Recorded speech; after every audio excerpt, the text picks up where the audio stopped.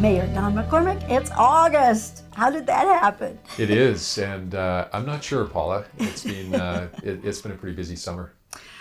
I have friends who wear contact lenses, one of which allows them to see up close, and one of which is uncorrected so they can see far away. Now, why do you need to know this? I sort of had the feeling that Kimberly is one of those remarkable places where people are able to look at the little stuff, and you being the mayor of Kimberly, British Columbia, look at the little stuff, and also have a keen sense, or need to have a keen sense, of what the distance view is. And nothing could have been more to that point than the opening of the Sun Mine, which we were able to watch you throw the switch. That 76% of the people in a town of 6,000 would vote for something that was iffy, that was a little scary, that was very much part of the future instead of the past, which here had been a big, deep lead, silver, zinc mine. That gave me tremendous hope for all the little places in the world that do little things. Is that part of why you wanted to be mayor, to do these little things that are part of a bigger something? Well, the Sun Mine, of course, had been underway for a long time. Well, and it wasn't. So I'm kind of in a cleanup. It wasn't everybody who was supportive of it either. No, this that's was a true. struggle. But at the end of the day, I think I'm in a bit of a. I think, as I mentioned at the opening, the vision for this thing was really Mayor Ogilvy's. When EcoSmart came in and laid out what they were thinking, they weren't talking about Kimberly or, the definition of the town or what it meant to the town. But Jim saw that right away. And we had been, up to 2008, we'd been 7 years removed from the closing of the mine, and still struggling, with kind of, where are we going? What's next? How are we going to get there? And he saw immediately that the Sun Mine was an opportunity to put some distance between the old and really get people pointed, toward the new. And worked pretty hard for, the couple or 3 years after that he was still the mayor to, bring that forward. So in 2011, when the, was it 2011 when the referendum? Yeah, 2011 when the referendum happened. I don't think he was surprised, and if in retrospect, I guess we shouldn't have been surprised that the town took on exactly that same, they embraced it and basically said, this is the future, we've walked through a doorway, and we're now on the other side. And I think very much that's exactly what the Sun Mine does represent. In and of itself, it's not that big a deal from an enterprise or a business point of view. It's relatively small. We have high hopes for expansion, but at the end of the day, it's what it represents that is the big deal. And it truly represents the resiliency of the community, and it represents this door that we've now walked through, and we're clearly on the other side. Well, alone, it will not stop global warming, but it's a wonderful example of what people can do. And again, this is a small town in the back end of British Columbia. I'm curious, just as a metric, the part of the offer after the grand opening was for people in the community to take tours of it. Right. And how was the take-up on that? Did anybody show up? It was phenomenal. We planned 5 tours a day, 11 to 5, for 7 days, and we sold out.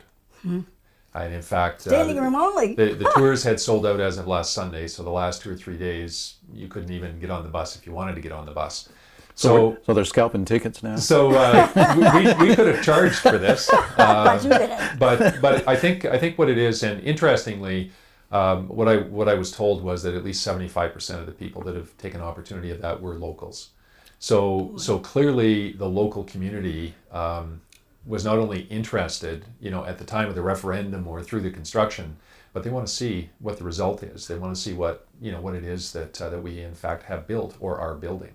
Well, and the referendum wasn't just, is this a good idea? It was, would we take on a big chunk of debt? Yeah, $2 million is a lot of money to a community the size of Kimberly. And There's plus, no question. I mean, I can't vote. I'm not a Canadian. Yeah. But to watch that process, that's very encouraging. When you look at all of the challenges in the world, you look for where's the place that you're going to. Yeah. And I have something of that sense. Again, this was driven by necessity. When the flume, which we can probably hear the bang, bang, bang, when we had to take essentially a drainage ditch that had been a redirected stream to facilitate the mine or something like that. I wasn't here then, but when we looked at Kimberly, the Sun Mine was still very much a dream, and the flume was just a mess. And you got to do stuff to make stuff. This is Bill always told me in the business world, you got to spend money to make money. And that flume is now a restored nature thing and is part of flood control. I know that this is just chatting, but again, isn't that what you're supposed to be doing at City Hall, is giving us that sense of possibility? Absolutely. I think if you take a look at those two projects, both of them were quite large.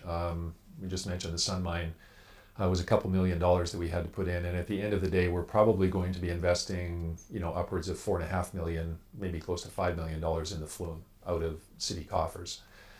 And $7 million or $7.5 million is a lot of money. But you don't have to write the check today. No, we don't. But I think what it does, it represents the type of investment that you need to make periodically in order to take the leap, in order to dramatically change something. There is this danger that you spend a little bit of money, a whole bunch of little bits of money, and in total, it doesn't really get accumulated to much from a result point of view, and yet could end up, what am I saying? You could spend $7 million in a whole bunch of small chunks and not end up with the result that we're getting with both the Sun Mine and with the flume.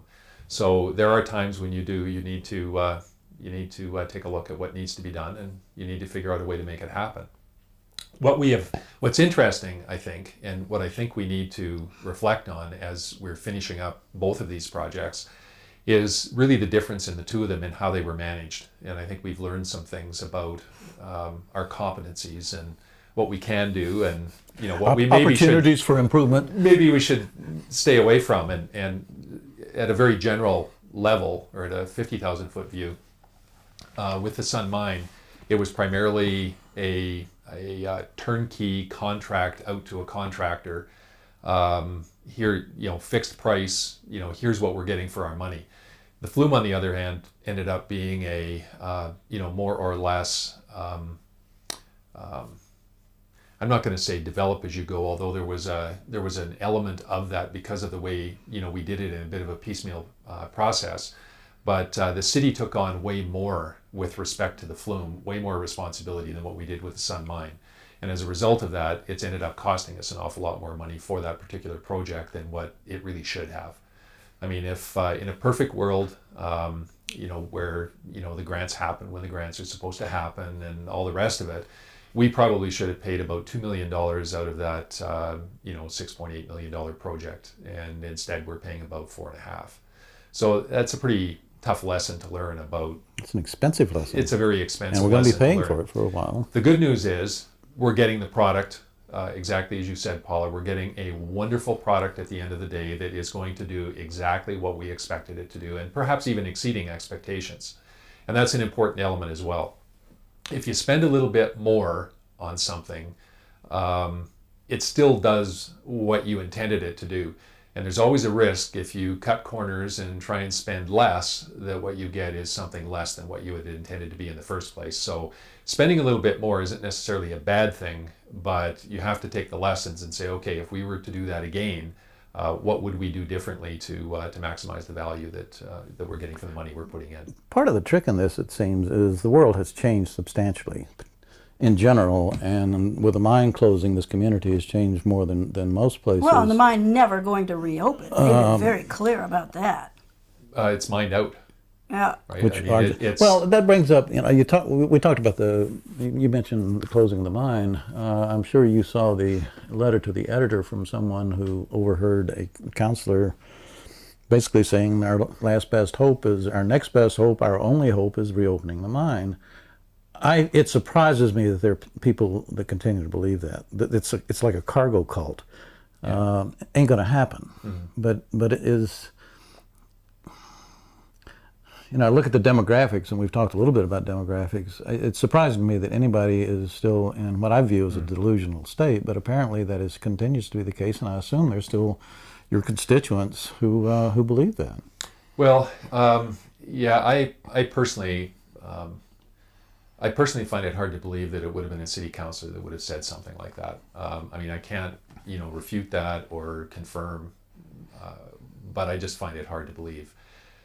Having said that, I think that what continues to fuel comments like that from a very small minority of people around town is the continual drilling that happens from time to time. So every time, a driller needs to raise money in order to, do a little bit of searching, it causes people to look at that and say, well, maybe, what if, what if this or what if that? And I think that over the years, there have been at least 2 or 3 or 4 of these instances where they've come in looking for this speculative second half of, the Sullivan mine deposit. And I think those kinds of things cause people to say, to get a little overly optimistic about the probability of that happening. And that's if somebody comes in and starts drilling again, it's probably going to happen. Somebody's going to say it again. One of the wonderful things about the mine tour that is operated is there's a model of the mine itself that they present as part of the exhibit, part of the tour, which I highly recommend. Underground Railroad, no. Everything. Well, if you've never been in a mine, it's an eye opener. But the model itself, if you look at it, this whole area is honeycombed with tunnels. I don't remember the number, but they're miles and miles and miles, and from the physical reality of it is there's just no way that we're going to have a mine here.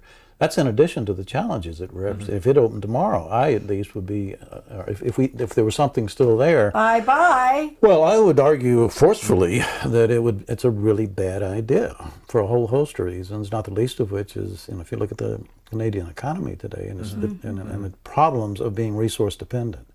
I mean, it seems to me, we talk a lot about economic development, that we have to look to the future, to a different way of living. We do, and I think in fairness to the 3 and arguably 4 generations of mining folks that made their living from the Sullivan mine, when things get difficult or when things get tight, you tend to look back on what you know. The good old days. Right, it is. It's kind of what you know is where you find comfort, not so much where, this unknown going forward thing where you're not sure exactly where you're going. Comfort can be an enemy. Yeah, it can. I think change is difficult. Human nature fights change, and it's in all of us, even those of us that live with change every day. There's a degree of discomfort you feel from time to time. I know that. I moved to a foreign country. It's quite a change. Change is indeed. It's not only difficult, it's dangerous. I mean, it's why it's important that we face it and collectively figure out how to deal with it, it seems. Yeah. Well, that's true, Bill. I think part of the job that I see of the mayor and council is providing that forward vision. It's very much what Mayor Ogilvie did with the Sun Mine when he saw the opportunity and seized upon that opportunity. There are other opportunities like that right now that are in front of us, that it's up to us as a council to be able to recognize, be able to filter and pick those that fit within the community, the psyche of the community and the long-term plan, and make that happen. Have you changed your mind over the now 5 years that you've been sitting on the council, 2 of them as mayor? My numbers are wrong. At first you guys were elected for 3-year terms. Right. And now it's 4-year terms, and this is so you've been a councilor, now mayor, for 4 years. Yeah, close to 4 years. Has your vision of all of this changed? With respect to... Well, with all of this stuff. The community, you mean? No, what kind of projects we should go on, what kind of debt we should take, what kind of direction we should take. Well, I guess I didn't, as a counselor, I didn't have the sense that that we were looking that far forward with respect to where we were headed. There was a real element of status quo. And that was being maintained, or that was... Yeah, that was mostly being maintained, a reacting to the stimuli around you, as opposed to creating a plan, a vision for the future, and then, in a planned fashion going forward after that. And that's what I'm attempting to do, and what our council is attempting to do now, is to develop that plan within the context of the community and the feedback the community provides and the complexion of the community, and be able to not, I don't like the word sustain. Sustainability has become, one of those words that just, it takes on so many different meanings. It's not that relevant anymore. I'm starting to use the term viable with respect to the city. It's about viability. And in order for us to remain viable and remain relevant, we need to have that path forward. Now, this all ties back to what we were talking about with the Sullivan mine, because what people miss isn't so much the mining; it's the $20 or $25 million a year that went into the local economy, both between here and Cranbrook, that people miss the most. And so when you look at how are we going to replace that, well, that's not a very easy thing to do. That's an awful lot of money. But that's what we have to do. And if we don't do that in some fashion over the next number of years, our viability is going to be in question. And doing things like the Sun Mine or like the redevelopment of the Flume, there'll be a pipe dream, because we won't be able to afford to do those kinds of things. We need to pay the way. And I know I sound like a broken record when I say this. I'm not anti-tourism, believe me. I love our tourism product, and I love what we're doing with tourism, and we have lots of ways to grow. But tourism can't sustain the city. It's all about disposable income. It's about putting money in the hands of our businesses. And the only way the city gains from that is if you have new commercial buildings going up. And of course, we've got a fair amount of capacity within our commercial buildings. We don't see many of those going up in the course of a year, and probably won't for some time. And as a result of that, the city doesn't get incremental tax revenue. Now, a couple of really positive things have been happening this year. I don't have the exact statistics in front of me now, but we're halfway through the year, 7 months into the year as of the end of July, and we already have, I think it's 14 new residences that are being built in Kimberley. Well, for the past 4 or 5 years, we've had 12 for the entire year. That's what you can count on 12 new homes going up, and that's it. Well, we're on a run rate, we're double that this year. We also have a new commercial building the application, the building permit is in for, going up in the downtown area. So what we're seeing is entrepreneurs, and we're seeing new business people coming to town, and those that have been here that are willing to take some risks now. They're willing to take a look at where the city is and where it's going, and saying, I'm going to invest in this because I think it's a good idea. And based on where the city's at, we have a high probability of success. And I'm willing to take that risk. And what we're seeing is a whole lot more risk taking going on, particularly in the business community. And that's such a positive thing, because as a corporation, the city manages infrastructure. I mean, we're not a catalyst of a whole lot. It's the entrepreneurs and the people in town and their optimism surrounding where we're at and what we're doing that makes things happen. And I couldn't be more thrilled. It's early in the year, mid-year. It's early in the term. I don't want to get too carried away, but I can say that I'm extremely proud of the people in town that are making things happen. And I think that can only breed others to follow suit. Well, it's worth saying too, with respect to the tourism piece. I think people generally understand that as the climate changes, at least the winter piece of that is going to be an increasing challenge. Mm-hmm. Last winter was not, I suspect, a particularly satisfying year for the ski hill, and that, we'll have some good years going forward, but I would guess that the slope is a declining slope. So we've got to do something, and you have to take risk. Absolutely. Now, one of the key things that we're doing, and again, the term economic development is almost like sustainability. I've heard it suggested that community development is really what we need to be about, rather than economic development. Is that conceptually? No, I wouldn't say that, Paula. And again, I guess we all have slight nuances on kind of what these terms mean. But for me, the difference between community development and economic development has to do with the influx of money. Economic development is all about bringing money in. Community development is about what you do with that money. Oh. Right? Well, It's the way that's an I've interesting kind of perspective, differentiated yeah, between yeah. the two. So you're clear. This is about bringing in money. Gotcha. It's about bringing in money. So how are we absolutely. doing? Well, we're developing a plan. Got to start somewhere. We're not going to run before we have the plan, but a very big part of this plan is making sure that we don't go it alone. Because at 6,700 people, Kimberley is too small to be able to go it alone on any major economic development initiatives.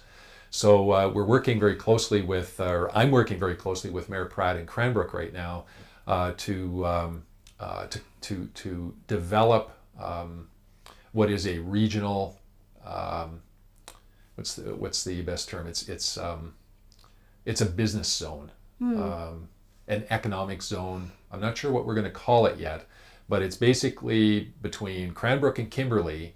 You know, this is the area, this is the business area that we want to attract entrepreneurs and industrial type businesses. As long as you don't mess up the wildlife corridor. Well, I think, I mean, in all fairness, our entire area is a wildlife corridor. Right. And so Thank you for that. no matter what we do, it's going to disrupt something. It truly is. Well, it doesn't have to if it's all on the internet. Well, but that's not practical either. I appreciate exactly what you're saying. We have a lot of technology workers. We have a lot of remote workers who already are here in Kimberley. The numbers are probably bigger than what most people think they are. But those individuals live in their homes that they bought from somebody before, which means no additional taxes to the city. They're mostly what I would call individual contributors. They don't have employees, so they're not adding to, you know, the employment or the value chain in the city. And what they do is, in the course of making money in what they do, they spend their money in town. So there's great value, and these are valuable people.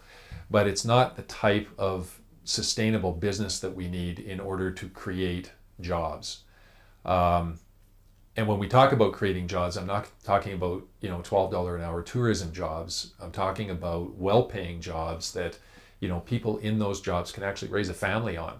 And to do that, you need to have the type of industry that doesn't require a college education or a university education, whether it's an undergraduate or graduate degree or whatever. You need to have jobs for qualified for grade 12 graduates, basically, or not even grade 12 necessarily, depending on the job, but you need to have smart, teachable people in the jobs that don't necessarily have a broad education.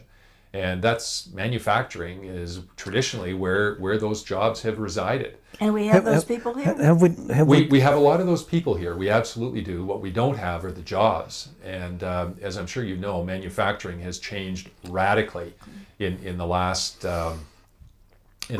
15 or 20 years. Yeah, China does it. Well, there's the remote, there is the remote manufacturing.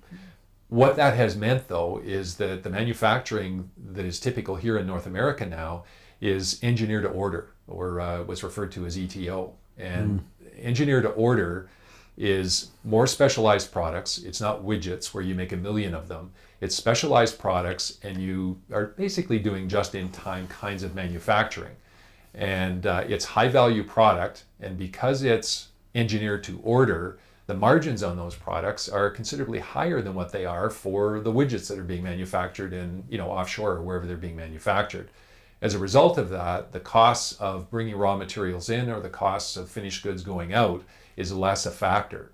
And it's feasible for areas, even remote areas like ours, to have that kind of industry, whereas 20 years ago, it was not feasible at all. Have we laid out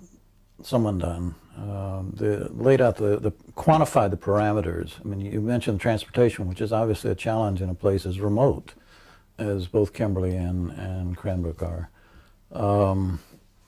Water going forward is going to be an issue. I mean, it's an issue in lots of places, but it's specifically an issue here. And presumably there are dozens or many more constraints that we had to deal with.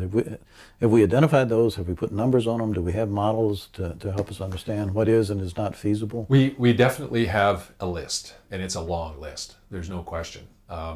We have experience from business people who've moved in here from other places, set up pretty much one of every type of business that you can imagine, and has hit the wall in one way or another. And so we do have a list. I've got a list. I didn't bring it with me today, so please don't ask me to quote you on it. Anyway. But that list is probably 15 or 20 things long, all of them of which are important. Not the least of which is, from a customer service point of view, being able to get a part, for example, from here to anywhere in North America overnight. Right now, you can't do that from here. Even 2-day is expensive. So that's a constraint at this point, but it doesn't need to be. One of the things we need to do is we need to figure out creative ways in the short term that we can work around it. We need to get the various courier companies to buy into the development project that we have here and give us a break up front in order to help us develop this. And this isn't creating new ground. I mean, all of these things have been done before. We've certainly got a roadmap that we can piece together from other experiences to make this happen. I am very optimistic that we can in fact do this. But the list is long, and it's going to take some time. So you have no announcements to make today? No. The only thing that we are consciously working on right now. So this business corridor, we've put together, we meaning Mayor Pratt and myself, we put together a think tank, a business advisory committee that has 3 business people from Cranbrook and 3 business people from Kimberley that are sitting on this committee to help spur ideas forward and kind of keep us grounded in what the realities of what we can and can't do are at this point in time. We've had 1 meeting so far, and what we decided at the meeting is who our target market is, where it's going to come from, and the fact that we've got to create some awareness around what our advantages are here versus the bigger cities, specifically Calgary and Vancouver. And what we're looking for is entrepreneurs that have already incubated their ideas. They have probably either begun or have raised anywhere from $1 to $10 million to be able to fulfill that idea. And that's the sweet spot. We want to catch them at that point in time and show them that the Kimberley-Cranbrook corridor is less expensive, it's more fun, and there is a higher probability of success than they will have in the cities. Do we know how large that pool is? Well, it's a very large pool. It truly is. What we're fighting against isn't so much finding candidates, it's getting candidates, convincing candidates to move out of the critical mass of the cities, out into what's arguably, a remote area. We're out here, most of us are out here for lifestyle purposes. We recognize the value in that. But when you are 25 to 35 something, the value is in the big city. It's where the buzz is. It's where the jobs are. It's where the mobility is. Unless you have the vision to say, okay, I don't want to live that life. I want to create a different kind of life.